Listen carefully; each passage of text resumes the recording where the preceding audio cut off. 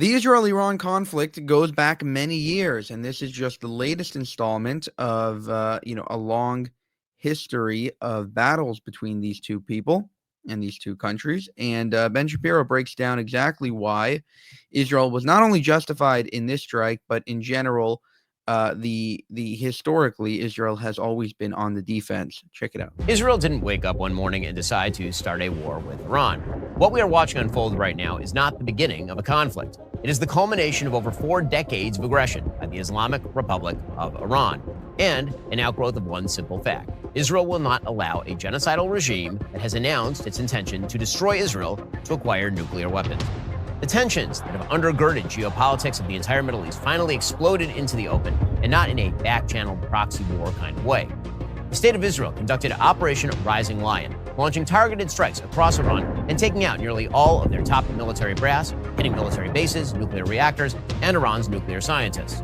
For decades, Iran has declared its intent to destroy Israel, what it calls the Little Satan, as well as America, the Big Satan, funding terrorist operations and paramilitary operations in the region, including the murder of hundreds of American troops in Lebanon and Iraq, the devastating October 7th attacks on Israel from Hezbollah in Lebanon, attacks by the Houthis in Yemen, and an attempted assassination of President Trump.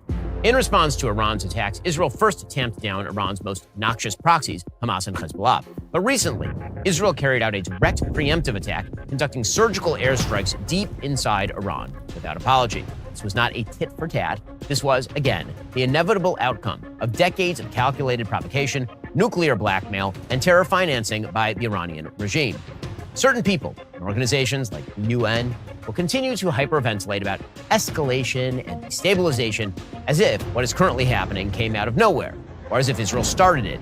They would prefer to have Israel just sit there while a genocidal Islamist regime gears up to lob nuclear missiles at them. So let's be clear. Israel is not starting a war. Rather, Iran has been at war with Israel through its proxies for decades. The only difference is that now Israel is finally going straight to the source, cutting off the head of the octopus that has extended its terror tentacles across the Middle East. Everything happening right now, every missile, every airstrike, makes logical, strategic, and more importantly, moral sense. This is fact. Israel and Iran, nuclear enemies. We begin not in Iran, but in Iraq. In June 1981, Israel launched Operation Opera, a bold preemptive airstrike that destroyed Saddam Hussein's Osirak nuclear reactor near Baghdad. At the time, Iraq had been pursuing nuclear technology under the guise of peaceful energy development. Sound familiar? But Israeli intelligence determined that the reactor, constructed with assistance from French engineers, the French, and partially financed by Italian companies, was in fact intended to produce weapons-grade plutonium. At the time, Israeli Prime Minister Menachem Begin and Israeli intelligence feared that if Iraq acquired nuclear weapons, it would pose an existential threat to the Jewish state. With confirmation of Hussein's intentions, 8 Israeli F-16A fighter jets, each carrying a pair of 2,000-pound Mark 84 unguided bombs, took off from Etzion Air Base in the Sinai Peninsula, accompanied by additional fighter jets providing cover. The pilots flew low to avoid radar detection, traveling more than 600 miles across Jordanian and Saudi airspace. Within 80 seconds, the Iraqi nuclear reactor was destroyed. The mission was a stunning success. Immediately after, the world condemned Israel. The UN Security Council unanimously condemned the attack, including the American ambassador, Jeane Kirkpatrick, who later explained how upset she was to do it. And the U.S. State Department under President Reagan also issued criticism, though privately. Reagan expressed concern and admitted that he understood the logic. It was only about a decade later in 1991 when Prime Minister Begin's strategic foresight became clear. During the Gulf War, American troops confirmed that while Iraq's nuclear capacity had been diminished, Saddam Hussein did in fact intend to develop nuclear weapons. Because Israel had taken nuclear proliferation off the table a decade earlier, American troops were left only to deal with Scud missiles. This entire episode established what is now known in Israel as the Begin Doctrine. Israel would act unilaterally and preemptively to prevent their hostile enemies from acquiring nuclear weapons. The precedent for foreign policy had been set: security and peace maintained through deterrence and preemptive aggression. It turns out that President Trump's present-day peace through strength approach is not that much different. Meanwhile, Iran was watching all of this. The Islamic Republic, less than 2 years old at the time of the Osirak attack, absorbed a powerful message. If they wanted a nuclear weapon, they would have to build their program in deep, fortified secrecy, underground, distributed, plausibly deniable. While Israel had dealt with Iraq's nuclear ambitions decisively in 1981, by the early 1990s, the newly entrenched Islamic Republic of Iran emerged as Israel's biggest threat. The supreme leader, Ayatollah Khomeini, and his successor, Ali Khamenei, immediately popularized the phrase, "Death to America."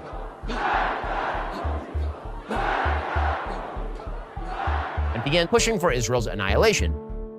As a result, Iran turned its attention to nuclear technology, initially under the pretense of civilian energy production. But behind the scenes, Iranian leaders were covertly laying the groundwork for a weapons program. Under the supervision of the Atomic Energy Organization of Iran, and later the military-linked Organization of Defensive Innovation and Research, Iran began developing secret nuclear infrastructure. Reports from Western intelligence agencies in the mid-90s pointed to undeclared enrichment facilities, a rapid increase in centrifuge procurement, and possible weaponization research occurring in military labs outside Tehran. The Iranian regime relied on an international black market to obtain the sensitive technology they needed for proliferation. Through ties with Pakistani nuclear scientists, Iran acquired designs for a centrifuge and its component parts. Naturally, North Korea and Russia, strategic opponents of the United States, also provided technicians who offered know-how and reactor components. The Iranian regime's strategy was simple: distribute the program across multiple hidden sites and bury it, literally, under mountains. The most significant of the nuclear facilities is Natanz, the primary uranium enrichment center, camouflaged by reinforced concrete and steel. But the regime also built a site in Arak, where a heavy water plant was capable of producing plutonium, and later also in Fordo, a deeply buried complex that would be allegedly immune from airstrikes.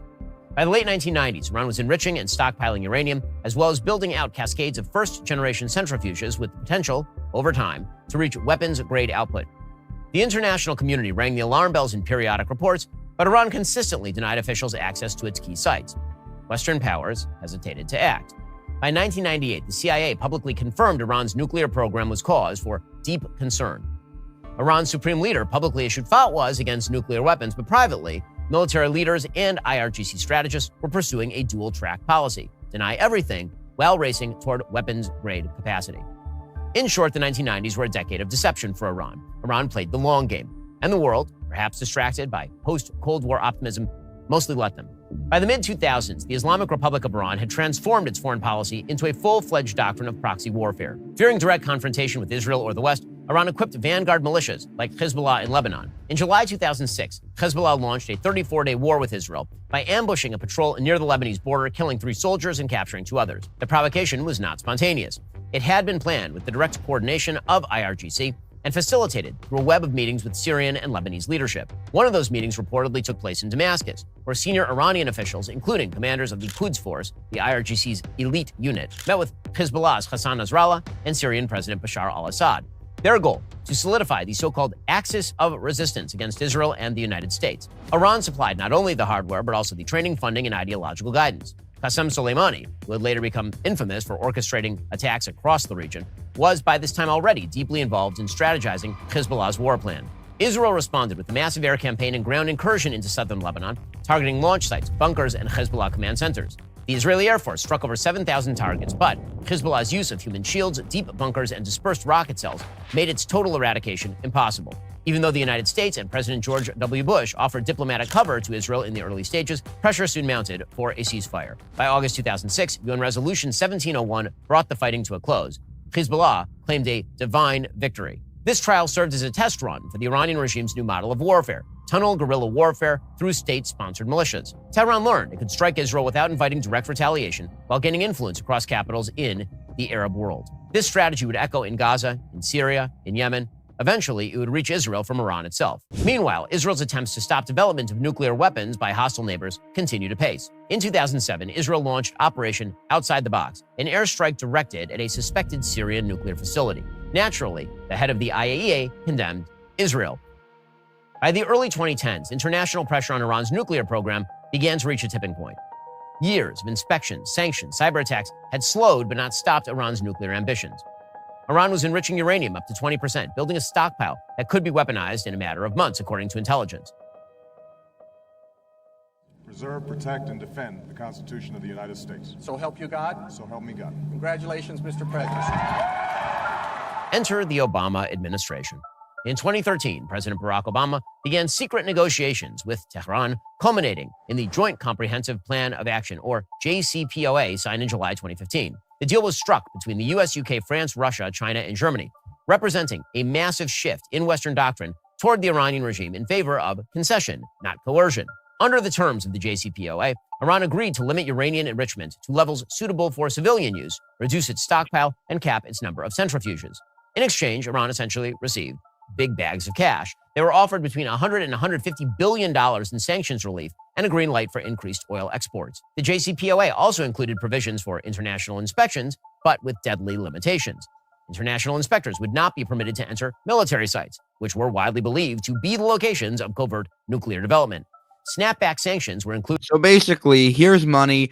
Please don't bomb us. Please, here's more money. Here's more money. Please don't bomb us. In theory, but proved politically unworkable in practice. The JCPOA also provided zero limits on Iranian use of funds for terrorism and ballistic missile development. And the JCPOA allowed Iran to pursue its nuclear program without limitation beyond its 10-year timeline, which would have expired this year. Israeli Prime Minister Benjamin Netanyahu famously addressed a joint session of Congress in March 2015 to oppose the deal, warning, quote, "This deal will not change Iran for the better. It will only change the Middle East for the worse." He was right. Emboldened by newfound legitimacy, flush with cash, the Iranian regime doubled down on its regional terror war. Hezbollah expanded and deployed fighters to Syria. Hamas enjoyed renewed funding and dug tunnels beneath Gaza. The Houthis launched drone and missile attacks against Saudi Arabia. By 2017, signatories were quietly acknowledging that Iran was testing the boundaries of the deal, if not outright violating it. The JCPOA, as President Donald Trump said, was a disaster. It may have postponed Iran's direct confrontation with Israel, but guaranteed it would come later and under more deadly circumstances. In contrast, President Trump's business sense told him the JCPOA was a horrendously lopsided deal. His administration launched a maximum pressure campaign, where the United States withdrew from the agreement, imposed crippling sanctions, and carried out the assassination of Qasem Soleimani, the head of Iran's Quds military force. The United States military successfully executed a flawless precision strike that killed the number one terrorist anywhere in the world, Qasem Soleimani. Deterrence was reasserted, and then Joe Biden became president. He quickly created distance between the United States and allies like Saudi Arabia and Israel, while simultaneously reaching out to the Ayatollahs in an attempt to revive the JCPOA. The result was the most heinous attack on Jews since the Holocaust. On October 7, 2023, the Iran-backed terrorist group Hamas carried out an unprecedented massacre of Israeli civilians, firing thousands of rockets while militants and Gazan civilians infiltrated Jewish communities, killing 1,200 people, dragging 250 hostages back to Gaza. Intelligence quickly uncovered Iranian involvement. Funding estimates ranged from $10 million all the way up to $500 million. And IRGC officials met with Hamas leadership just days before the attack. Meanwhile, the Qatari regime provided billions in support to Hamas, Qatar, of course, being a close ally of the Iranians. October 7th was masterminded in part by Iran. Israel responded by invading Gaza, determined to retrieve its hostages and finish off Hamas. In April 2024, Iran launched drones and missiles directly at Israel. Israel intercepted all of them. In September 2024, Israel carried out the aptly nicknamed Operation Grim Beeper, cutting Hezbollah off at the knees. In October 2024, Iran launched even more drones at Israel. Israel responded by striking military infrastructure in Syria. With Hamas on the ropes, Hezbollah crippled, the Syrian regime collapsed completely in December 2024. Israel had effectively devastated nearly all of Iran's proxies sent to destroy it between October 7th and December 2024. But Iran kept building the nuclear weapons. In fact, according to the IAEA, it accelerated its efforts, and despite President Trump's best efforts to negotiate a nuclear deal that would end Iran's nuclear development, the Ayatollahs continued to insist on precisely that development, while threatening both Israel and the United States. All of that built toward what happened yesterday, June 13th, 2025. Israel carrying out Operation Rising Lion, dispatching hundreds of fighter jets and drones to strike over 100 nuclear and military targets across Iran. The Natanz enrichment site was hit. The Isfahan conversion plant went up in smoke. The regime's top commanders, Hossein Salami, Mohammad Bagheri, Ghulam Ali Rashid, and most of its top nuclear scientists were all assassinated. And according to Prime Minister Netanyahu, the operation is just beginning. Let's be very clear again. What we are witnessing right now is the consequence of decades of Iranian Islamist ambition colliding with immovable Israeli resolve. Iran has pursued a clear strategy since 1979: undermine the West, destroy Israel, dominate the Middle East by any means necessary, whether through terror proxies, nuclear blackmail, or open missile warfare. From the 1981 Operation Opera in Iraq to the Iranian regime's 1990s covert nuclear buildup, from the 2006 war in Lebanon to Obama's 2015 deal, from Trump's Soleimani strike to October 7th, 2023, and now Operation Rising Lion, Israel has not wavered in its belief that it must act before it is too late. And yet the world keeps acting surprised. But here's the truth. Israel is doing what every sovereign nation has the right and the obligation to do. It is defending its citizens. It is preserving its future. And it is sending a message to the tyrants of death cults everywhere. You might threaten, plot, even launch an attack, but if you cross a line, there will be consequences. Every authoritarian regime, from Beijing to Moscow to Pyongyang, is watching. If Israel succeeds in deterring Iran and dismantling its nuclear infrastructure, it reaffirms a basic principle, one President Trump has led with through 2 terms: peace through strength. The free world must have a spine. If the West succumbs to its suicidal empathy, if the international community continues to treat aggressors and defenders as moral equals, this conflict won't end in Iran. It will spread.